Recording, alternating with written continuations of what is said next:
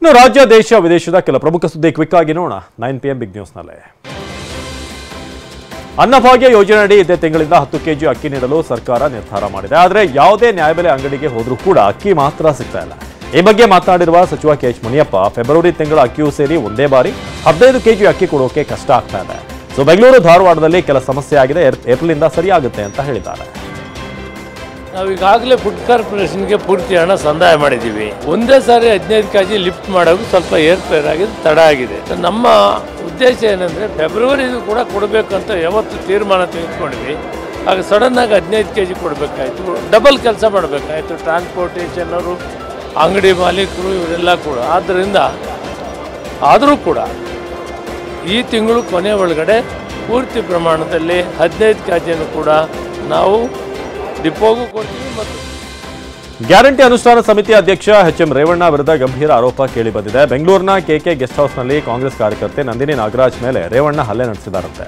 ಈ ಸಂಬಂಧ ಹೈಗ್ರೌಂಡ್ಸ್ ಠಾಣೆಯಲ್ಲಿ ದೂರು ದಾಖಲಾಗಿದೆ.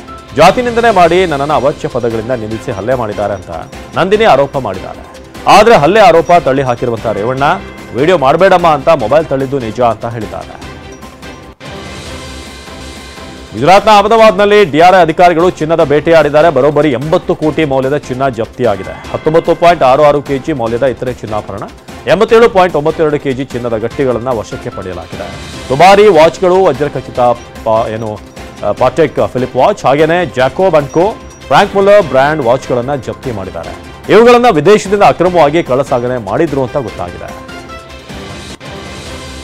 ಪ್ರಯಾಗ್ರಾಜ್ನಲ್ಲಿ ನಡೆದ ಮಹಾಕುಂಭಮೇಳದ ಬಗ್ಗೆ ಪ್ರಧಾನಿ ಮೋದಿ ಮೆಚ್ಚುಗೆಯ ಮಾತುಗಳನ್ನು ಆಡಿದ್ದಾರೆ. ರಾಜ್ಯಸಭೆಯಲ್ಲಿ ಮಾತನಾಡಿದ ಮೋದಿ, ಮಹಾಕುಂಭಮೇಳ ಯಶಸ್ವಿಯಾಗಿದೆ, ಕುಂಭಮೇಳ ಯಶಸ್ವಿಗೊಳಿಸಿದಂಥ ಭಕ್ತರಿಗೆ ಧನ್ಯವಾದ ಅಂತ ಮೋದಿ ಹೇಳಿದ್ದಾರೆ. ಇಡೀ ವಿಶ್ವ ಕುಂಭಮೇಳದ ಮೂಲಕ ಭಾರತದ ಭವ್ಯತೆಯನ್ನು ಕಣ್ತುಂಬಿಕೊಂಡಿದೆ. ನಮ್ಮ ಶಕ್ತಿ ಬಗ್ಗೆ ಅನುಮಾನದಿಂದ ನೋಡ್ತಿದ್ದವರಿಗೆ ಇದು ಉತ್ತರ ಅಂತ ಹೇಳಿದ್ದಾರೆ. RJD ಮುಖ್ಯಸ್ಥ ಲಾಲು ಪ್ರಸಾದ್ ಕುಟುಂಬಕ್ಕೆ ಸಂಕಷ್ಟ ಎದುರಾಗಿದೆ. ಉದ್ಯೋಗಕ್ಕಾಗಿ ಭೂಮಿ ಹಗರಣ ಸಂಬಂಧ ಲಾಲು ಪ್ರಸಾದ್ ಯಾದವ್, ರಾಬ್ಡಿ ದೇವಿ ಹಾಗೇನೆ ತೇಜ್ ಪ್ರತಾಪ್ಗೆ ED ಸಮನ್ಸ್ ಜಾರಿ ಮಾಡಿದೆ. ಈಗಾಗಲೇ ತನಿಖೆ ನಡೆಸಿರುವಂತಹ CBI ಚಾರ್ಜ್ ಶೀಟ್ನಲ್ಲಿ 30 ಅಧಿಕಾರಿಗಳು ಸೇರಿದ ಹಾಗೆ 78 ಆರೋಪಿಗಳ ಹೆಸರನ್ನ ಉಲ್ಲೇಖ ಮಾಡಿದೆ.